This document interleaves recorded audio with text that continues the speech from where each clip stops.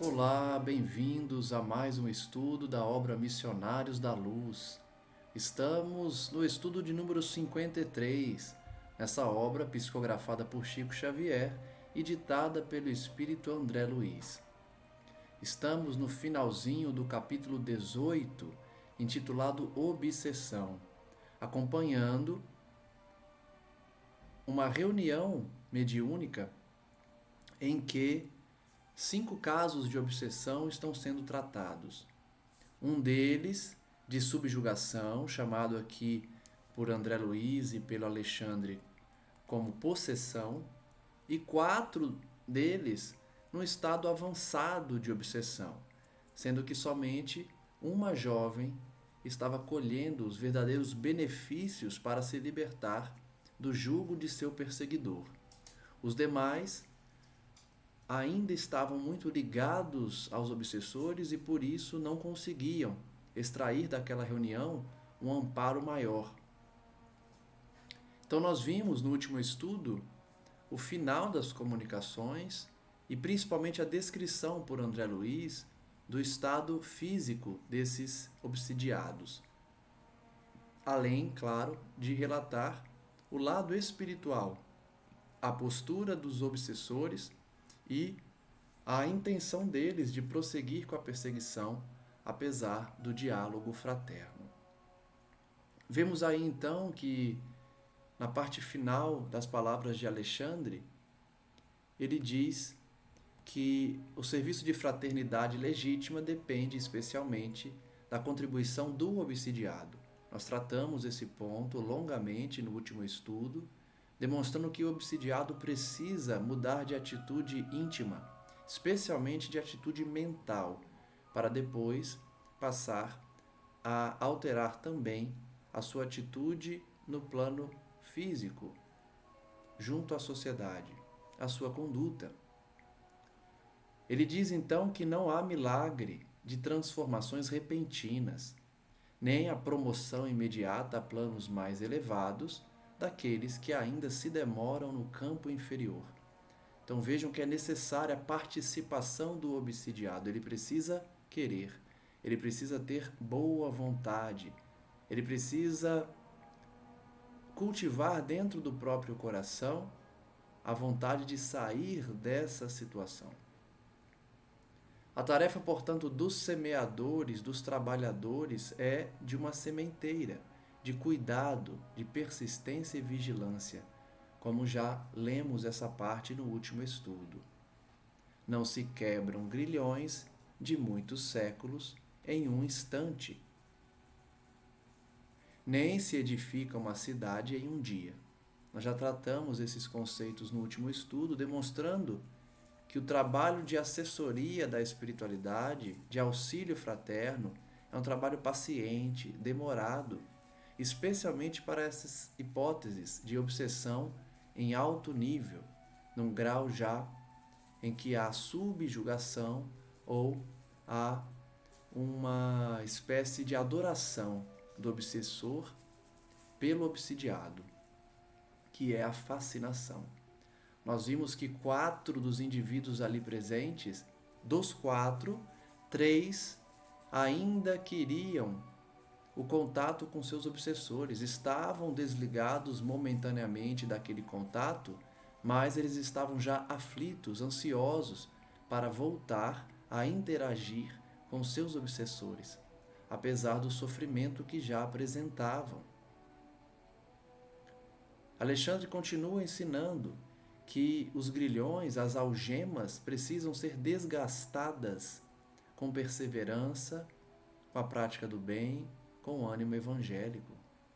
Por isso que o trabalhador cristão não pode enfraquecer o seu ânimo, ficar desanimado.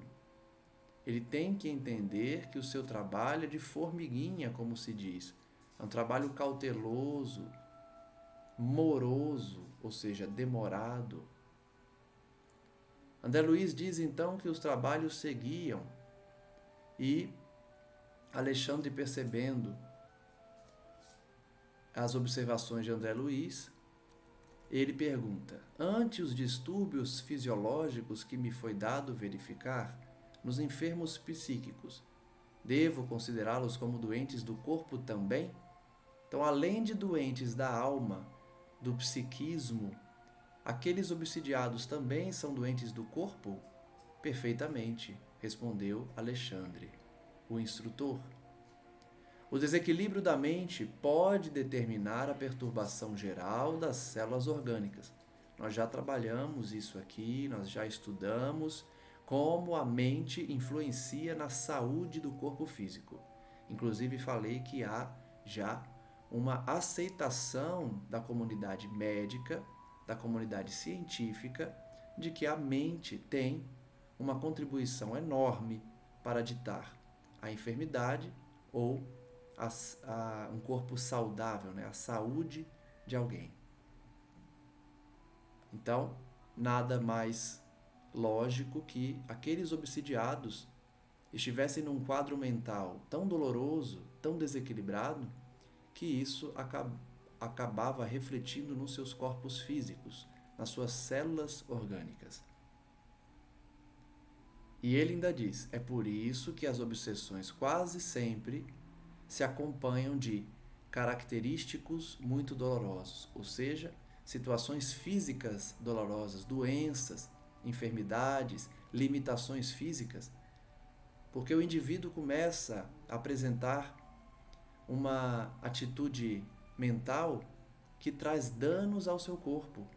Então ele tem aquele olhar vago, perdido, olhar quase de um alienado mental, quando não chega a isso, nas obsessões mais avançadas. Então, fora as doenças mesmo, provocadas nos órgãos, por conta da influência negativa, da influência tóxica do obsessor, alimentado pela mente do obsidiado. As intoxicações da alma determinam as moléstias do corpo. Essa frase define perfeitamente a influência do psiquismo, do pensamento, da vontade, ou seja, da alma no corpo físico. Se a alma está intoxicada, ela vai transferir isso de alguma forma, vai transmitir ao corpo físico. André Luiz diz então que antes que pudesse retornar às suas perguntas, percebeu que a reunião estava se encerrando por parte dos encarnados. A cadeia magnética defensiva, aquela mesma cadeia que prendia ali os obsessores, foi desfeita. Ela não era mais necessária, porque todos já haviam deixado o local ou iriam deixar a partir do encerramento da reunião.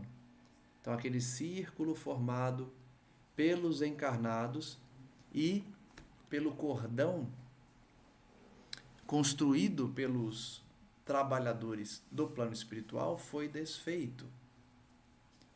André Luiz diz que notou, surpreendido, que a jovem resoluta e firme na fé alcançara melhoras consideráveis, enquanto a possessa ia retirar-se com a situação inalterada. Reprisando, são 5 casos de obsessão, sendo que um deles é de uma obsidiada já no estágio de subjugação ou possessão, e uma jovem que apresenta sinais de melhora, alteração mental que lhe permite se desvencilhar do seu inimigo, do seu adversário, do seu obsessor. E os outros 3 casos são de obsidiados que preferem manter uma sintonia com os seus adversários. Não fazem nenhum esforço para alterar o seu estado íntimo, especialmente a sua condição mental. Então, André Luiz percebe que a jovem que estava determinada a vencer aquela obsessão, ela recebeu muito amparo e melhoras consideráveis, enquanto que a jovem que estava em processo de subjugação saiu da mesma forma que entrou, sem qualquer benefício. André Luiz diz que os outros 3 enfermos, tão logo quebrou-se a corrente de vibrações benéficas, voltaram a atrair os seus adversários, os seus perseguidores, de forma intensa, a cuja influenciação se haviam habituado. Nós falamos aqui. Eles estavam habituados à companhia dos obsessores e apreciavam essa situação. Apesar do sofrimento, apesar do desequilíbrio, eles apreciavam. Quantos doentes não são assim? Reclamam da doença, mas não vivem sem ela, porque aí já atingiu um estágio de doença psíquica, né? Só cria uma dependência pela doença, dependência por algo negativo. Certamente essa obsessão já atingiu um dano psíquico, né? A pessoa não tem mais um comportamento racional. Apesar de sofrer tanto junto daqueles perseguidores, eles gostam da companhia deles, atraem para junto de si espíritos que lhes fazem mal. O ser humano, ele é contraditório por natureza. Em muitas obras a gente percebe isso, porque a lógica é: eu me afasto do que me faz mal. Isso é muito lógico. A gente se afasta do que faz mal, mas o ser humano, ele é contraditório.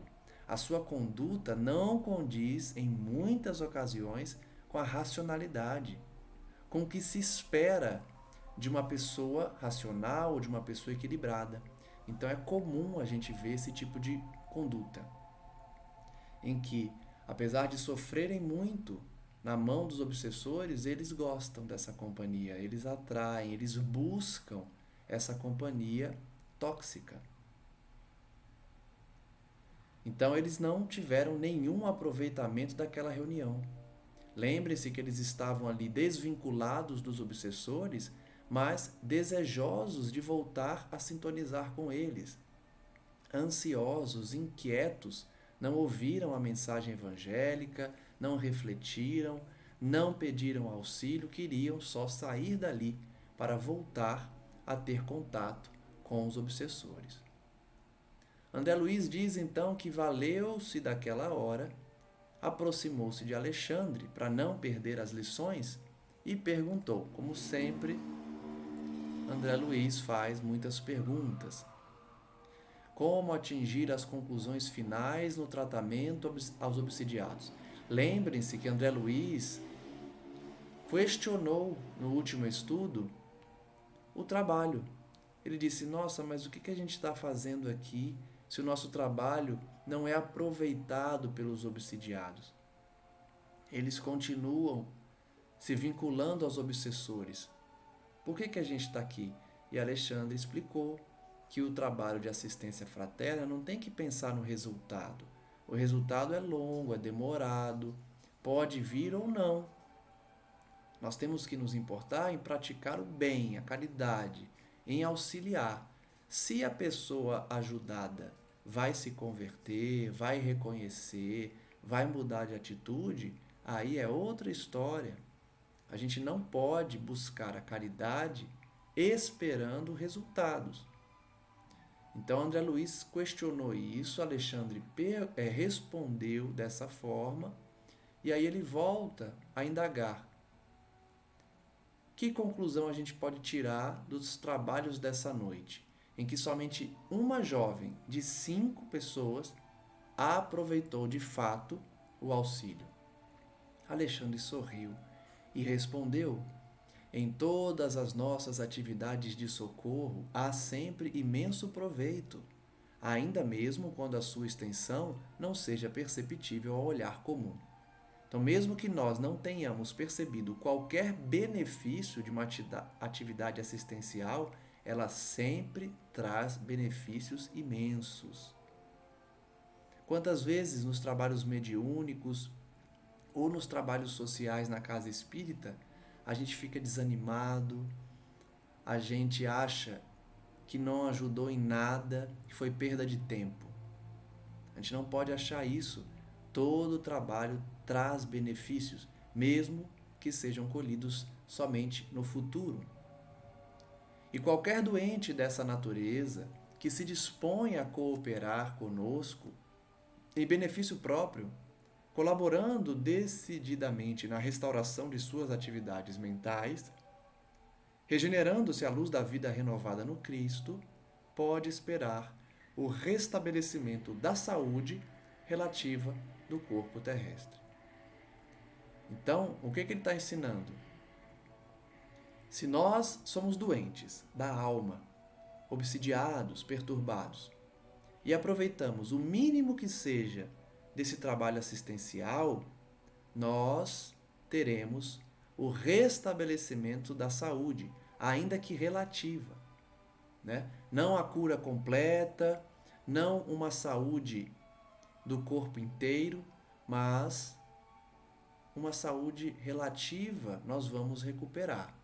Mas, para isso, a pessoa tem que querer ser ajudada, se colocar à disposição dos mentores e, principalmente, como já falado milhares de vezes, mudar os seus quadros mentais, as suas intenções, os seus pensamentos, alterar para melhor, buscar o Cristo, os mentores, os anjos guardiães. Quando a criatura, todavia, roga a assistência de Jesus com os lábios, sem abrir o coração à influência divina, não deve aguardar milagres de nossa colaboração. Notem que não adianta pedir ajuda da boca para fora, sem ter sinceridade no coração. Não adianta. Não haverá milagres. Ela pode até ser ajudada, mas se ela traz o coração fechado, cerrado para as lições evangélicas, ela não colherá benefícios.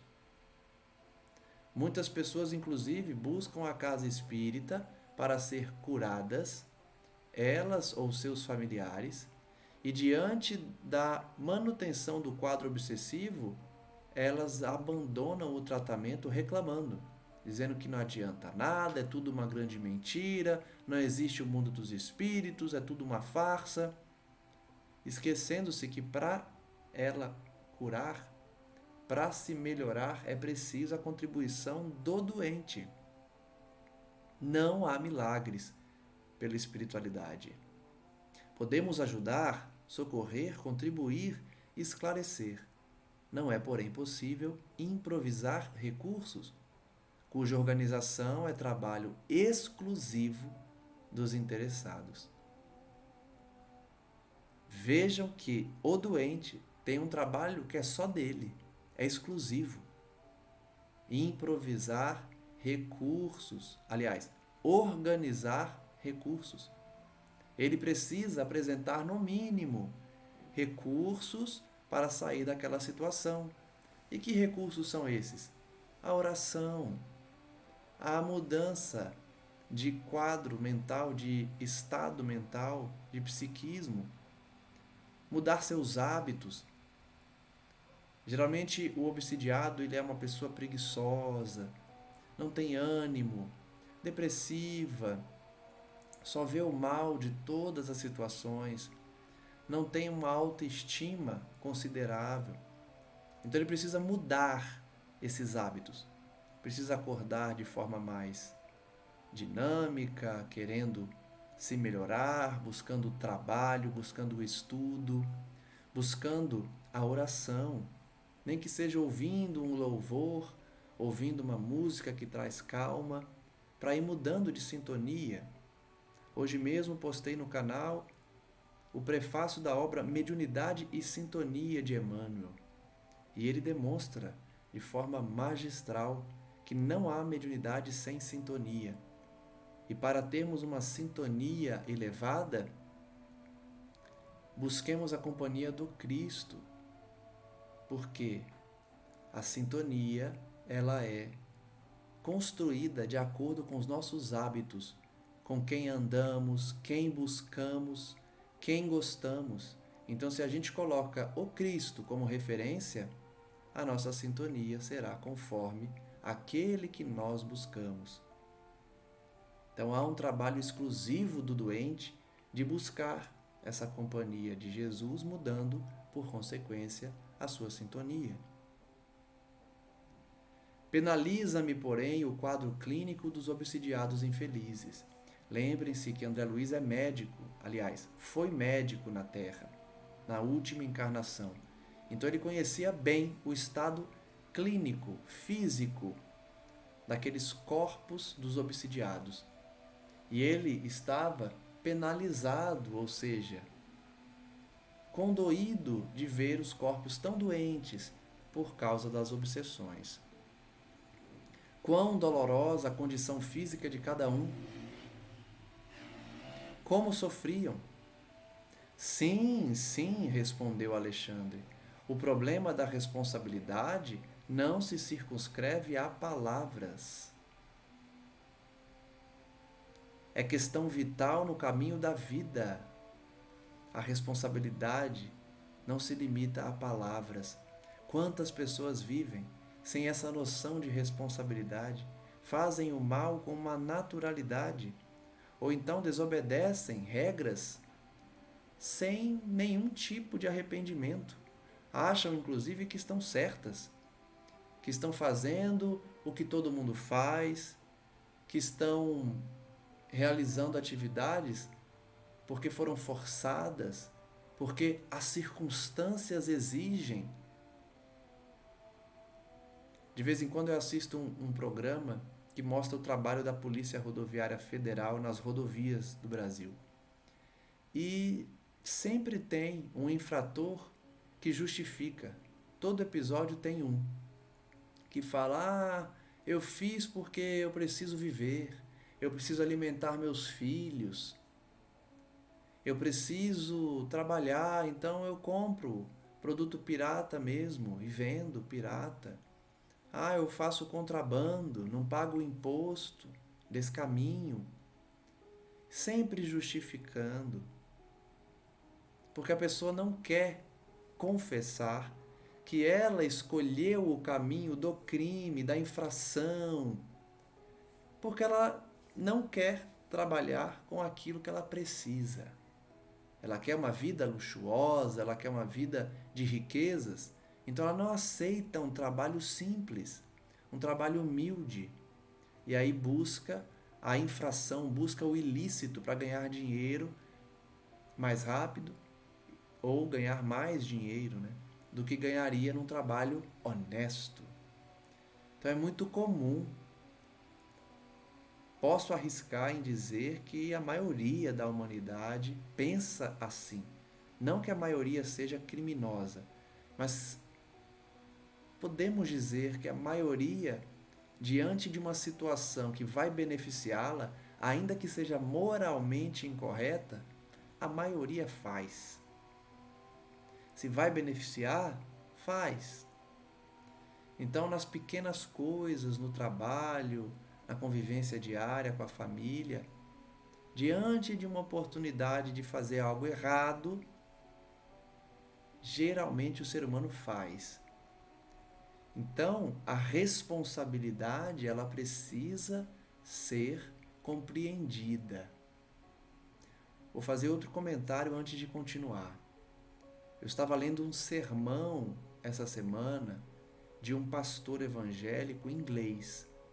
É uma obra que eu não lembro o nome, mas que trouxe alguns sermões dele em 1800 e alguma coisa, na Inglaterra.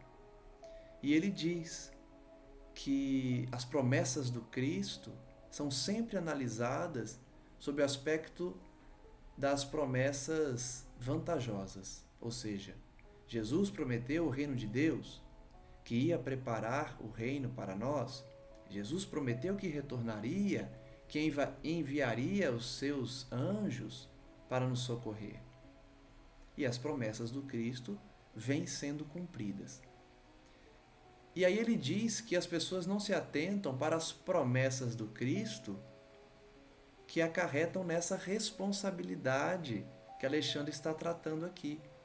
Porque Jesus, além de fazer as promessas que nos trazem bênçãos, ele também fez promessas e profetizou situações relativas às consequências do mal.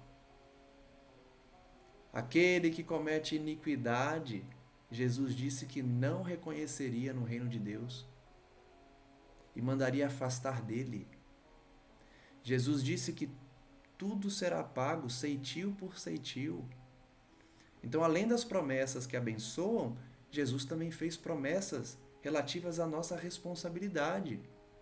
Muita gente vê essa figura do Cristo como bonzinho, como Cordeiro de Deus, como um ser angelical que é muito bom e perdoa todas as ofensas. E não estão errados. Jesus, de fato, é um ser puro, elevado, que não se ofende, perdoa sempre, abençoa sempre. Porém, acima de tudo, Jesus é justo. E diante de uma iniquidade, diante de uma injustiça, ele sempre levantou a voz de forma enérgica. Temos a passagem do templo, que ele não admite que o templo do seu pai seja convertido num comércio. E ele é bem enérgico nas palavras. Então a gente precisa reforçar essa ideia. Jesus é muito bom, ele nos ama muito, mas como um pai amoroso, ele também educa. E a educação vem, muitas vezes, pelo sofrimento, pela expiação, porque a gente é teimoso demais. E se não vamos pelo amor, vamos pela dor. A responsabilidade, portanto, ela é uma realidade da lei divina. Não é como a lei humana, que muitas vezes os responsáveis não são punidos. A justiça não pune, ou a justiça sentencia, mas ele não cumpre a pena. Na justiça divina não há essas falhas, não há esses subterfúgios. Quem praticou o mal terá que responder.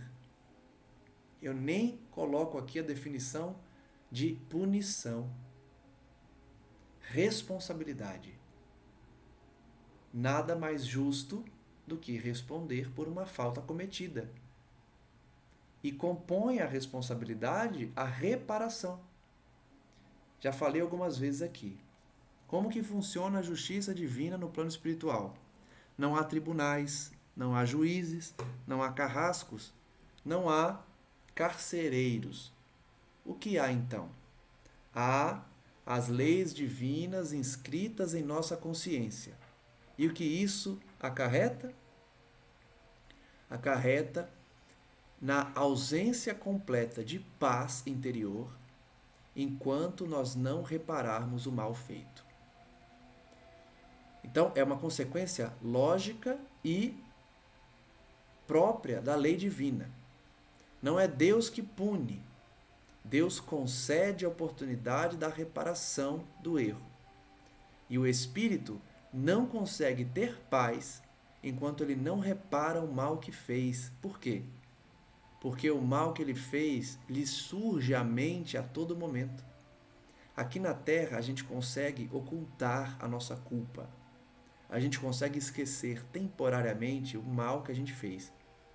Então, o arrependimento nem sempre ele está presente no encarnado, mas no desencarnado sempre está presente. Não consegue o indivíduo seguir a sua vida, a sua evolução, enquanto não reparar o mal que fez. Nós sabemos que existem espíritos que não ligam, né? Estão sedimentados no mal, cristalizados no mal, e aí eles não ligam para suas vítimas, não se importam com os erros cometidos, mas sempre chega um momento em que ele terá que enfrentar o que fez, especialmente nas reencarnações expiatórias. Então eu falei bastante depois de que nós colhemos a lição de Alexandre sobre a responsabilidade. A responsabilidade é levada muito a sério pela lei divina. É questão vital no caminho da vida. Preservando seus filhos contra os perigos do rebaixamento, criou Deus o aparelhamento das luzes religiosas, acordando as almas para a glorificação imortal. Olha que bonito. Deus deu as religiões aos homens para que eles não caíssem mais, para que eles evitassem a queda moral. Por isso Deus concedeu as luzes religiosas, e aí não importa o rótulo. Catolicismo, judaísmo, espiritismo, umbandismo, seja qual for o rótulo, a religião, o objetivo é fazer com que o indivíduo não caia mais, não se endivide mais, acordando as almas para a glorificação imortal. Raros homens, entretanto, se dispõem a respeitar os desígnios da religião, esquecendo voluntariamente que as menores quedas e mínimas viciações ficam impressas na alma, exigindo retificação. É um resumo do que eu falei aqui por quase 10 minutos. O poder de síntese de Alexandre resumiu aqui o que eu disse sobre responsabilidade, consciência de culpa, retificação do mal cometido. Deus deu às religiões, muitos homens não escutaram os alertas, os conselhos, as bênçãos das religiões e aí se entregaram ao erro. Se esqueceram de forma voluntária. Por isso que eu disse, as pessoas se esquecem de que Jesus, além de pregar o bem, o amor ao próximo, o perdão, ele também pregou a necessidade da responsabilidade, as consequências das nossas atitudes, dos nossos erros, dos nossos vícios. Jesus não ficava nunca em cima do muro. Sim, sim, não, não, repito aqui. Nunca coadunou com o erro, nunca incentivou a injustiça. Então nós esquecemos voluntariamente desses ensinamentos e principalmente que toda queda, mínima que seja, todo vício, mínimo que seja, ficam impressos na alma e exigem retificação. Ceitil por ceitil. Não adianta tentar fugir. Só tem uma saída: pagar com amor. Se a gente está dedicado a uma atividade caridosa, se a gente demonstra a Deus a nossa vontade sincera de mudança de hábitos, de reforma íntima, muitas expiações são evitadas. Essas impressões na alma dos erros cometidos podem ser sanadas sem expiação, pelo amor. Amor que oferecemos aos outros, seja pela caridade, seja pela dedicação ao próximo, ao familiar. seja pelas ações caridosas que vão nos libertando do orgulho, do egoísmo, da vaidade. Então, o Deus aqui da responsabilidade não é um Deus implacável que pune sem dar oportunidades de retificação. Ele dá muitas oportunidades. Somos nós que não aproveitamos. E a principal delas é pagar essas dívidas pelo exercício da caridade. Por muito amar, nós podemos evitar as expiações. Você está observando aqui alguns pobres obsidiados em processo positivo de tratamento, mas esquece de que inúmeras criaturas, ainda na carne, não obstante informadas pela religião quanto às necessidades do espírito, se deixam empolgar pelo apego vicioso ao campo de sensações de vária ordem, contraindo débitos, assumindo compromissos pesados e arrastando companheiros outros em suas aventuras menos dignas, forjando laços fortes para os dolorosos dramas de obsessão do futuro. Olha que forte. André Luiz, Alexandre diz, você está vendo aqui alguns obsidiados em tratamento, mas não se esqueça que muitos homens erram voluntariamente, levando companheiros ao erro também, forjando laços dolorosos de obsessão amanhã. Por quê? Porque se esqueceram, ignoraram e desprezaram as religiões. Deixaram de ouvir o alerta que vem do Pai por meio das religiões. Alexandre usa a expressão luzes das religiões, ou seja, mensagens divinas. Muita gente vai usar os conceitos de Marx, de Augusto Comte, que é positivista, querendo dizer que Deus morreu, como disse Nietzsche, que a religião é o ópio do povo. São influências das trevas para nos afastar das religiões, porque são as religiões que nos alertam sobre a necessidade de sermos pessoas boas, de aproveitarmos as oportunidades na Terra para evoluir. São as religiões que nos alertam disso. Não há religião que não pregue que o homem deve ser melhor hoje do que foi ontem e melhor amanhã do que está sendo hoje. Se alguma dita religião não prega isso, ela não é uma religião de verdade. Ela pode ser uma seita, ela pode ser uma adoração a uma entidade trevosa, mas religião sempre tem por objetivo o avanço moral das criaturas. Então não se iludam com esses autores clássicos que querem matar Deus como se fosse possível.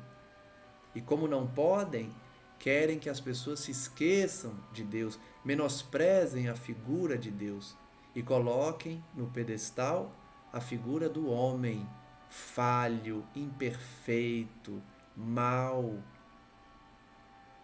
levando por consequência a sociedade inteira ao vício, ao erro, ao gozo.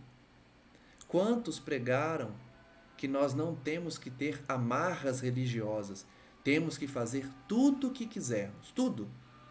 Gozar todos os prazeres que quisermos, fazer o mal se isso nos traz alegria, se isso nos faz mais ricos, passar por cima do outro, porque na vida deve prevalecer os mais fortes, os mais espertos. Quantos pregaram isso? E hoje vemos uma sociedade que seguiu esse caminho e é completamente infeliz, depressiva, suicida. O que isso demonstra? Que essa doutrina não traz felicidade ao homem. Então, se a pessoa não quer abraçar uma religião, pelo menos ela precisa reconhecer que o materialismo e essas outras doutrinas que colocam o homem no centro, elas não trazem felicidade. E se o objetivo de estarmos na Terra é a felicidade, independente de crença religiosa, já podemos assegurar que essas doutrinas materialistas não trazem essa felicidade. Então a pessoa, ela não precisa ser obrigada a seguir uma religião, mas pelo menos que ela ateste pela experiência mesmo de irmãos do passado e de irmãos hoje, que a doutrina materialista só traz infelicidade, porque a pessoa passa anos gozando, vivendo a carne e para a carne e não é feliz. Que busque então, se tem total asco à religião, busque um estilo de vida de bondade, independente de religião. Fazer ao outro o que deseja para si, e aí sim ela conquistará uma alegria próxima da felicidade, porque felicidade plena só quando a gente abraça uma religiosidade. Não religião, religiosidade. É diferente. Religiosidade é atestar a nossa pequenez diante de um ser perfeito, imutável, onipresente, onisciente, que é Deus. Um ser acima de nós, que nos criou e que nos ama e que aguarda o nosso retorno a Ele. Religiosidade traz felicidade. Mas se a pessoa não quer aceitar nada que envolva religião, que seja então uma pessoa boa, uma pessoa honesta, uma pessoa digna. Não há mal nenhum nisso. Ela vai encontrar alegria.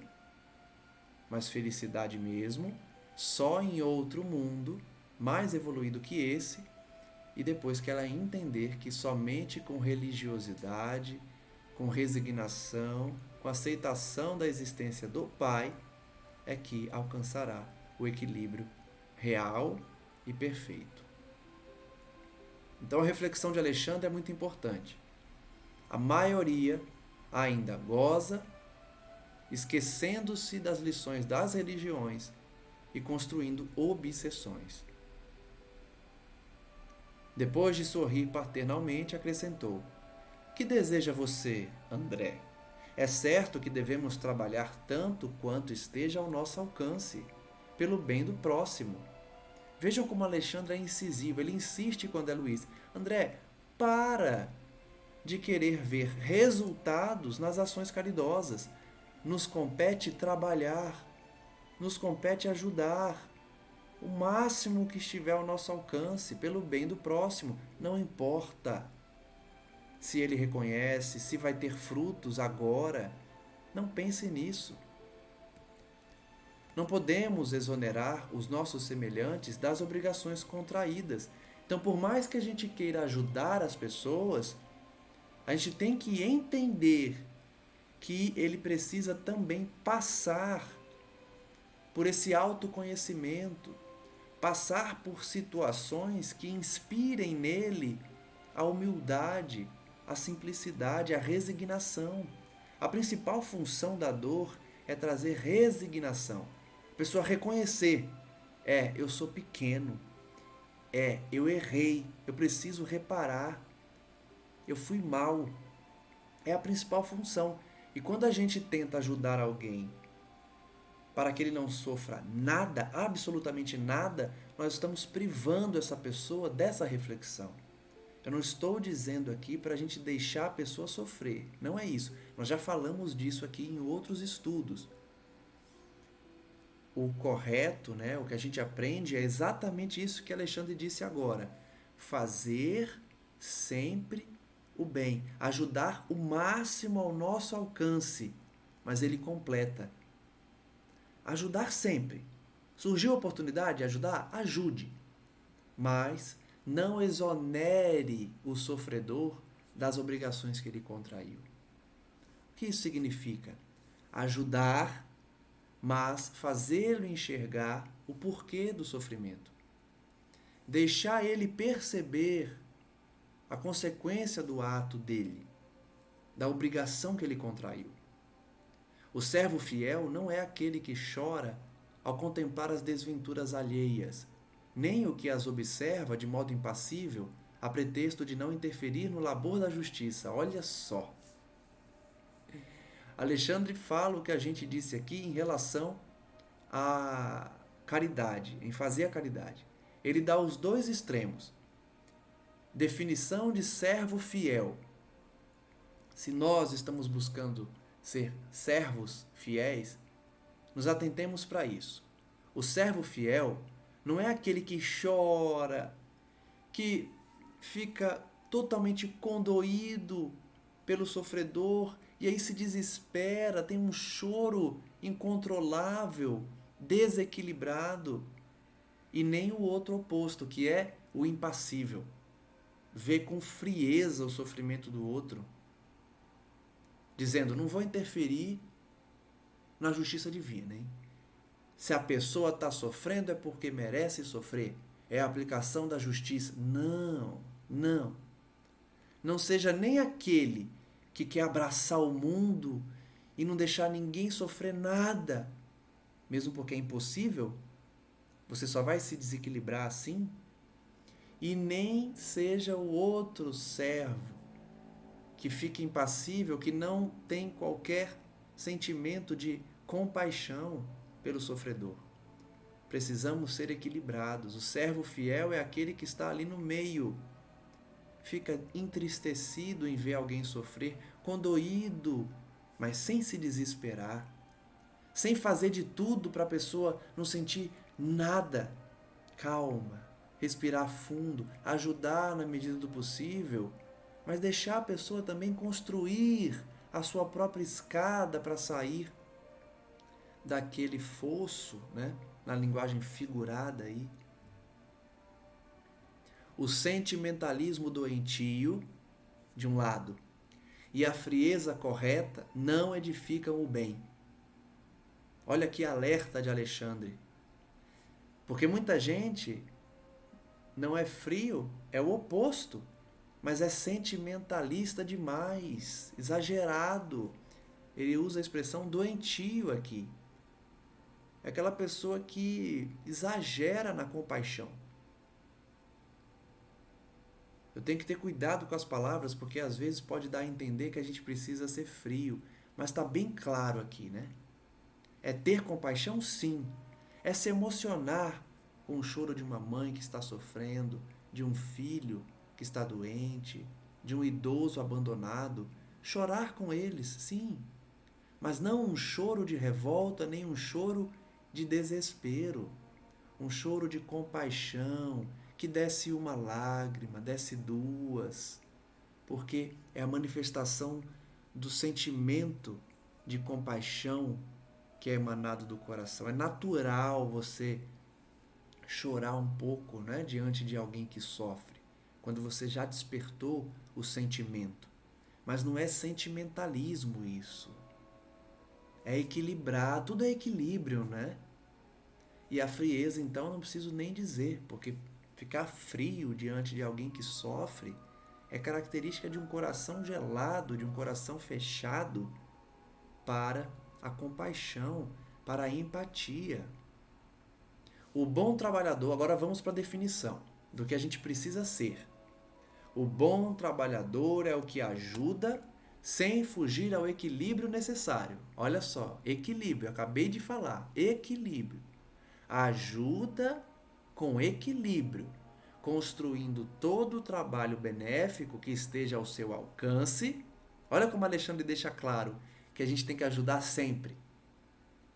Ele tenho certeza que ele fez questão de construir esse texto para não parecer que a gente precisa, então, eu vou ajudar um pouquinho só, o mínimo. Não.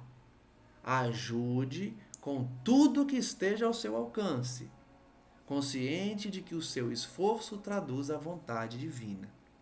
É ajudar de todas as maneiras que a gente puder, lembrando sempre que a pessoa ajudada precisa compreender o mecanismo da justiça divina, o porquê dela estar passando por aquilo. E principalmente, sem tirar ela de uma situação que vai engrandecê-la moralmente. Alexandre não podia ser mais claro. Compreendi o esclarecimento instrutivo, mas notando a saída dos enfermos sob o amparo vigilante dos familiares que os aguardavam à porta, voltei a indagar. André Luiz não para de perguntar.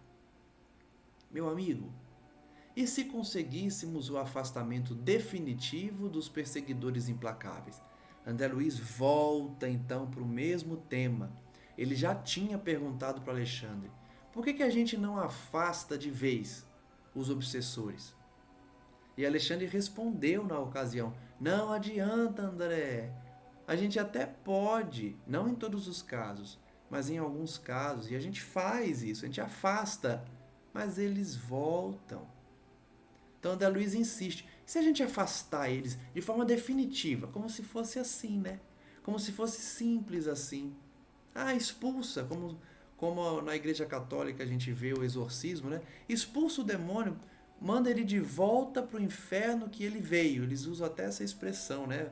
Volte para as fornalhas do inferno de onde você veio. Como se fosse simples assim. Ele ainda diz: na qualidade de antigo médico do mundo, reconheço que esses doentes psíquicos não trazem as enfermidades de que são portadores circunscritas à mente. Ele está dizendo: como eu fui médico, eu estou vendo que as enfermidades não são só da mente. Com exceção da jovem que reage valorosamente, os demais revelam estranhos desequilíbrios do sistema nervoso, com distúrbios no coração, fígado, rins e pulmões.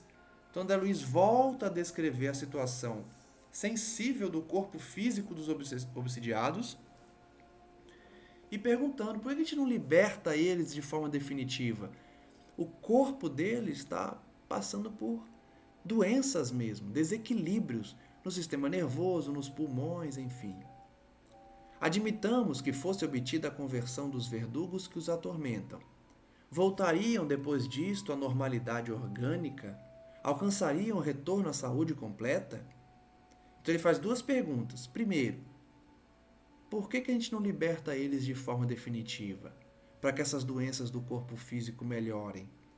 Segunda pergunta, se a gente afasta eles ou eles se convertem ao bem, o corpo físico deles vai se livrar dessas doenças, desses desequilíbrios? Alexandre meditou antes de responder e disse: André, o corpo de carne é como se for um violino entregue ao artista, que nesse caso é o espírito reencarnado. Nós recebemos um corpo físico como se fosse um violino. Torna-se indispensável preservar o instrumento dos animálculos destruidores, ou seja, dos cupins, né, dos pequenos animais que possam causar danos ao violino. Defendê-lo contra ladrões. Observou a jovem que tudo faz por guardar-se do mal? Então ele pergunta: a jovem que ele disse tem um esforço para se resguardar do mal. Tem estado a cair sob os golpes dos perseguidores que lhe assediam impiedosamente o coração. Então aquela jovem que está se guardando do mal, ela era atentada pelos perseguidores, de forma impiedosa. Entretanto, como alguém que atravessa longa e perigosa senda sobre o abismo, confiante em Deus, ela tem recorrido à prece, incessantemente, estudando a si mesma, mobilizando as possibilidades de que dispõe para não perturbar a ordem dentro dela própria. Então veja a introdução que Alexandre fez para responder a André Luiz. Ele dá o exemplo prático. A única jovem das 5 obsessões que estava próxima da libertação, ela buscava a oração, ela, apesar dos ataques, se mantinha em oração, em prece, para se libertar, estudando a si mesma. Na tentação de que é vítima, tem essa irmã a provação que a redime. Ela não é obsidiada por acaso, ela cultivou isso.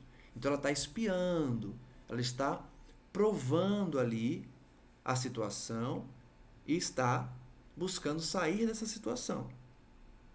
Ela, porém, com o heroísmo silencioso de seu trabalho, tem esclarecido os próprios perseguidores.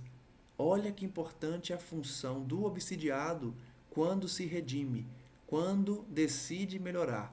Ela acaba convertendo seus próprios obsessores, compelindo-os à meditação e à disciplina. Se nós, por exemplo, cultivamos diariamente a prece, esses estudos que a gente grava aqui, as boas ações, a caridade, muitos adversários espirituais que nos odeiam ou que não simpatizam conosco, com o tempo, eles acabam desistindo de nos perseguir. Ainda que não tenhamos um processo obsessivo, nós conseguimos convencer os espíritos que não gostam de nós por nossa postura, pela oração diária, pela mudança de pensamento.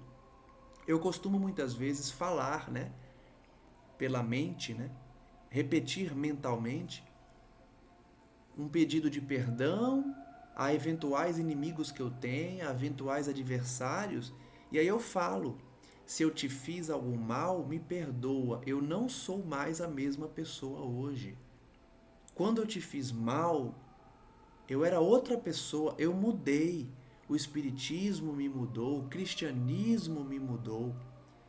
Então, me acompanha na minha vida diária. Veja que agora eu faço orações indo para o trabalho. Veja que minha postura agora busca ser correta, de fazer o bem. Não ache que eu estou fingindo, Porque tem gente que tem inimigo, que o inimigo não aceita que a pessoa mudou. Ele fala: ela está fingindo, ela não é assim. E muitas vezes a pessoa de fato tem uma conduta, mas a mente ainda está no mal. E aí o obsessor consegue ver. E muitas vezes ele denuncia a pessoa.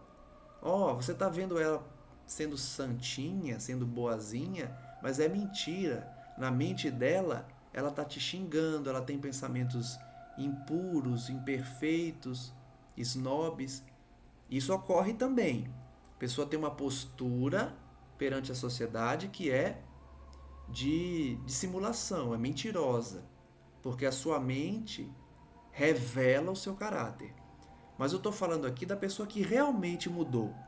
É importante fazer esse exercício, fazer os obsessores verem que a gente mudou de verdade, que a gente está se esforçando para ser melhores.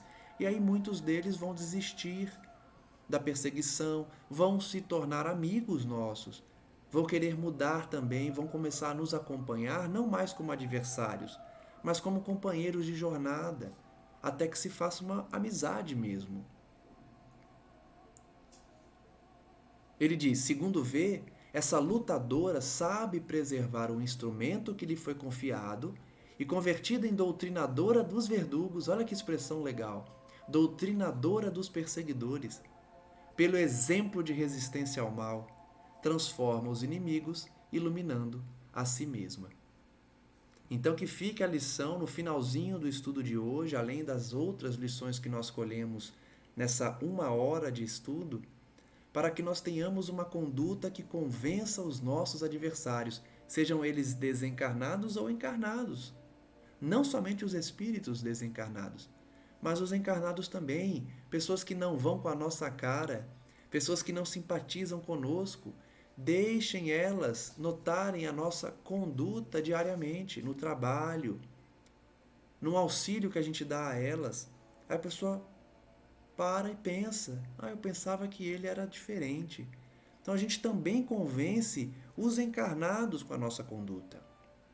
Mas, relativamente às obsessões, nós convencemos os perseguidores espirituais, os obsessores também. Reflitamos, portanto, nas lições do estudo de hoje, agradecendo a Deus pela oportunidade, especialmente pela inspiração dos bons espíritas, dos mentores, e que nós possamos, de fato, praticar o que aprendemos aqui, renovando a nossa mente, o nosso estado psíquico, para que o nosso corpo físico também possa recolher esses fluidos salutares que são enviados por uma mente saudável. Nós já sabemos que toda mente saudável, cultivada pela oração, pelas boas ações, pelo otimismo e pela alegria, ela traz saúde para o corpo físico. Então que tenhamos essa postura, porque hoje aprendemos que além de todos esses benefícios, nós também podemos colher o benefício de doutrinar os nossos verdugos, doutrinar os nossos perseguidores, evangelizar aqueles que nos cercam pelo exemplo de conduta cristã. Façamos então essa tarefa difícil, mas que é possível de ser realizada. Cultivando a cada dia a oração, o estudo e principalmente a prática no bem. Agradecendo sempre aos mentores, aos guias, aqueles que nos amam e que velam por nós no plano espiritual, felizes com as nossas conquistas, especialmente as conquistas morais, e sempre dispostos a nos auxiliar, apontando o caminho correto, indicando a melhor escolha e deixando sempre para o nosso livre-arbítrio, para que nós adquiramos mérito. De nada adianta eles influenciarem a tal ponto que a nossa conduta se anule, porque aí nós não ganharemos méritos. Eles, muitas vezes, influenciam o mínimo possível, sopram uma ideia, cochicham no nosso ouvido um conselho amigo, mas deixam o resto conosco. Por quê? Quanto menos eles influenciarem, mais mérito a gente vai ter pela escolha feliz. Façamos então essas escolhas, sempre agradecidos pelo Mestre Jesus, que nos ama muito e que veio em carne dar o exemplo maior, nascendo numa manjedoura, dando o exemplo da humildade e da simplicidade durante toda a sua vida prematura na terra, já que foi assassinado ainda muito jovem, ainda que para a época, 33 anos, já era considerado uma idade de muita maturidade. De qualquer forma, sigamos o exemplo dele